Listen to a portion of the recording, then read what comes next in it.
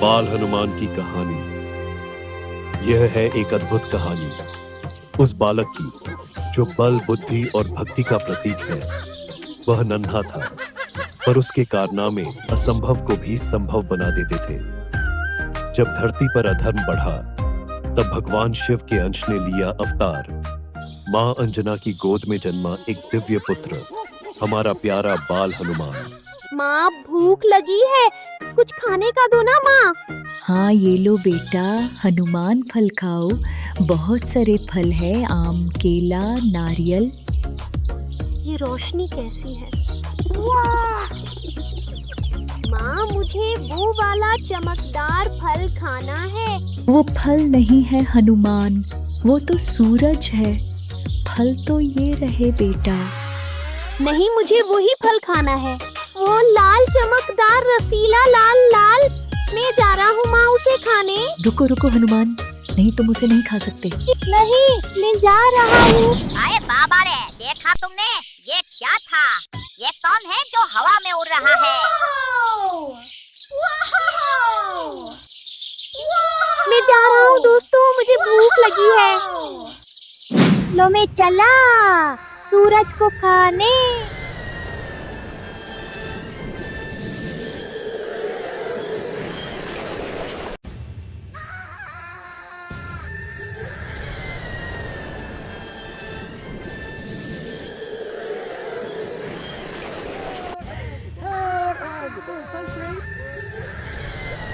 बचाओ बचाओ! नहीं नहीं, मुझे मत खाओ।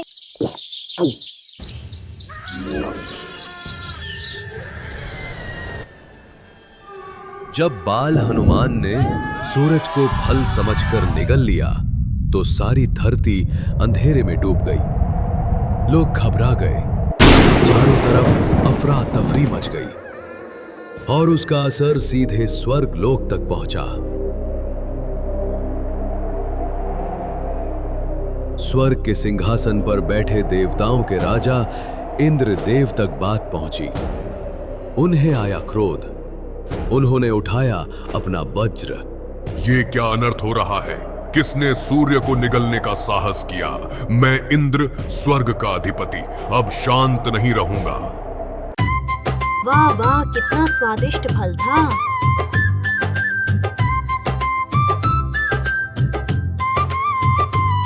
छोटा सा बंदरा लाल लंगोट में उड़ चला गगन में, राम की गोद में, बजरंगी मस्ती में। लेकिन वो नहीं जानते थे कि ये कोई साधारण बालक नहीं, ये तो वही हैं, महाशक्तिशाली हनुमान। मूर्ख बालक, अपने मुंह से सूर्यदेव को बाहर निकालो। वो कोई खाने का आम नहीं है बालक, उसे अपने मुंह से बाहर निकालो। मैं तुम्हें आखिरी चेतावनी दे रहा हूं, अन्यथा बहुत बड़ा अनर्थ हो जाएगा। वो तो अब मेरे पेट में है, मैं तो खा गया उसे। तुम ऐसे नहीं मानोगे। ये लो, अब मेरे वज्र का सामना करो।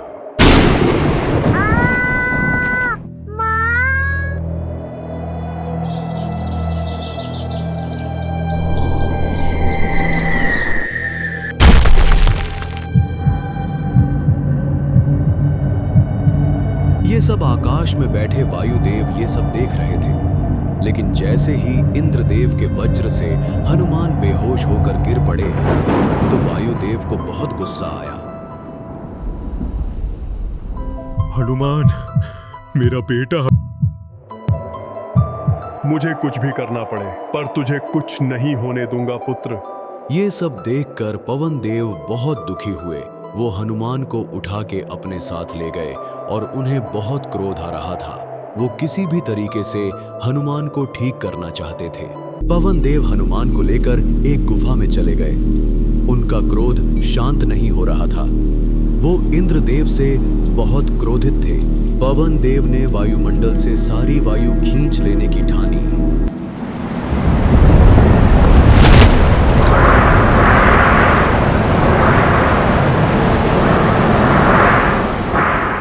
चारों तरफ धरती पे हाहाकार होने लगता है। वातावरण से हवा चली जाती है और लोग पशु पक्षी बेहोश होकर गिरने लगते हैं, पेड़ पौधे सूखने लगते हैं। और तब स्वर्ग तक कांप उठा। देवताओं के चेहरे पर आया भय, क्योंकि पहली बार उन्हें अपनी शक्तियां नहीं, एक बालक की बेहोशी से डर लगा। ये मुझसे क्या अनर्थ हो गया? सभी देवताओं को चिंता हो रही थी, उन्हें कुछ समझ नहीं आ रहा था। वायुदेव का क्रोध कैसे शांत किया जाए, तो सभी ब्रह्मा जी के पास गए।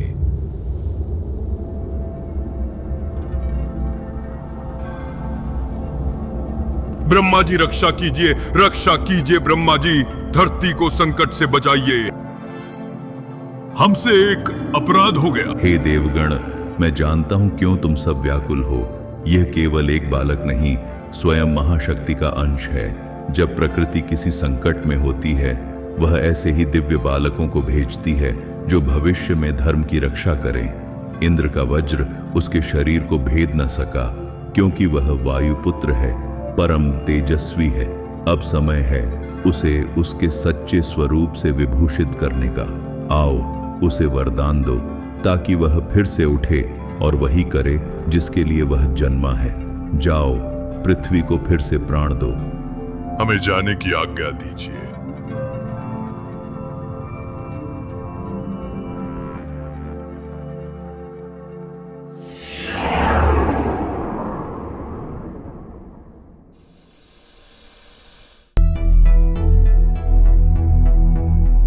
मेरा पुत्र हनुमान, उठो पुत्र।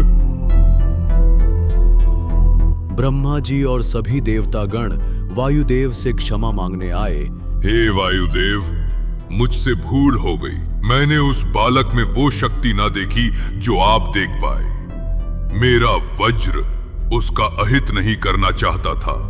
कृपया मुझे क्षमा करें कि ये बालक साधारण नहीं, ये तो ब्रह्मांड की प्राण शक्ति है। यदि हवा न बहे तो सृष्टि का संतुलन डगमगा जाएगा। सागर की लहरें थम गई हैं, नदियां रुक गई हैं। जल बिना और वायु बिना ये पृथ्वी जीवित नहीं रह सकती। सूर्य की किरणें भी अब निष्प्रभ हैं, क्योंकि वायु की गति ही जीवन की गति है।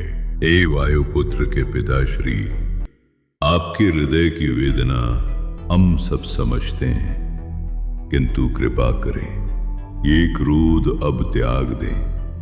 आपका पुत्र सुरक्षित है और वो अब एक महान मार्ग के लिए तैयार है। यदि आपने वायु को ना लौटाया तो समस्त जीव विलीन हो जाएंगे। धर्म की रक्षा हेतु हम सब ने उसे वरदान देने का निश्चय किया है। आइए, इस संसार को फिर से सांस लेने दीजिए। उत्तिष्ठ वत्स, तव कार्यम महत्तवम, धर्मस्य रक्षणं तव द्वारा भविष्यति। हनुमान बलवंत, हनुमान बलवंत, जय जय हनुमान।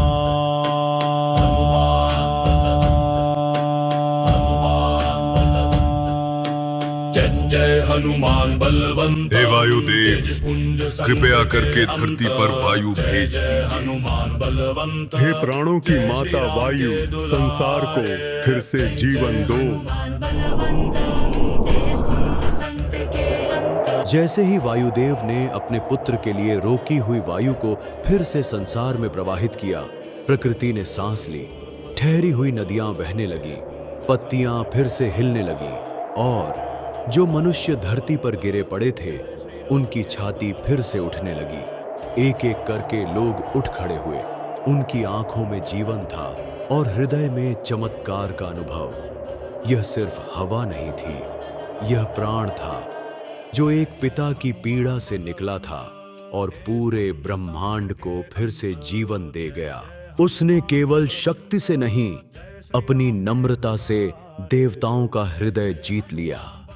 जब ब्रह्मा जी ने उसे जीवन दान दिया, तब देवताओं ने जाना, यह कोई साधारण बालक नहीं, यह वही है जो आने वाले युगों में धर्म की रक्षा करेगा। एक एक कर सभी देवता वरदान देते हैं। मैं इंद्र तुम्हें वरदान देता हूं, मेरा वज्र अब कभी तुम्हें हानि नहीं पहुंचा सकेगा, मृत्यु तुझसे दूर रहेगी। मैं सूर्यदेव तुम्हें अपना शिष्य बनाकर ज्ञान का समुद्र बनाऊंगा। 9 विद्याओं का ज्ञानी होगा, जिसमें सभी वेदों और शास्त्रों का ज्ञान शामिल होगा। मैं वरुण देव तुमको वरदान देता हूं, तू जल में डूबेगा नहीं, जल तुझसे सदा मित्रता करेगा। मैं अग्निदेव तुमको वरदान देता हूं, तेरा शरीर अग्नि में भी नहीं जलेगा, तू अग्नि सुरक्षित रहेगा। तू मेरी ही संतान है, हवा से भी तेज दौड़ेगा और तुझे कोई बांध नहीं सकेगा। मैं यमराज तुम्हें वरदान देता हूं, तेरे ऊपर मेरा दंड कभी प्रभावी नहीं होगा, कल युग के अंत तक तुम अमर रहोगे। तू अजय, अजर, अमर, बलवान और बुद्धिमान होगा, परंतु साथ ही विनम्र और भक्ति श्रेष्ठ भी। हनुमान, तुम अपनी इच्छा अनुसार कोई भी रूप धारण कर सकते हो और कहीं भी आ जा सकते हो। और उस क्षण हनुमान केवल वरदानों से नहीं, पूरे ब्रह्मांड के आशीर्वाद से संपन्न हो गया। वरदानों से बलवान हुए बाल हनुमान अब और भी चंचल हो चुके थे। उनके भीतर ऊर्जा की कोई सीमा नहीं थी और जहां शक्ति हो वहां शरारत भी जन्म लेती है। अब वो पहले से भी ज्यादा शरारती हो चुके थे।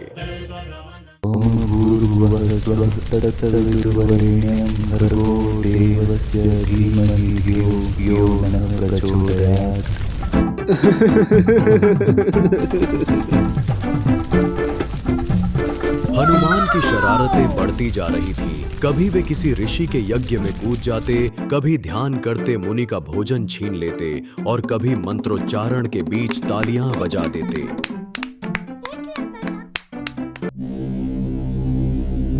हे बालक, तुम्हारा आचरण अस्वीकार्य है, अतः मैं तुम्हें शाप देता हूं। जब तक कोई तुम्हें तुम्हारी शक्ति की याद न दिलाए, तब तक तुम अपनी सारी शक्तियां भूल जाओगे। श्राप के वो शब्द जैसे समय ही थम गया हो। बाल हनुमान, जो अभी तक हंसी और चंचलता का रूप थे, एकदम शांत हो गए। उनके नेत्रों से मासूमियत झांक रही थी, पर अब उनके भीतर छिपी शक्तियां जैसे किसी घने मेघ के पीछे छिप गई थीं।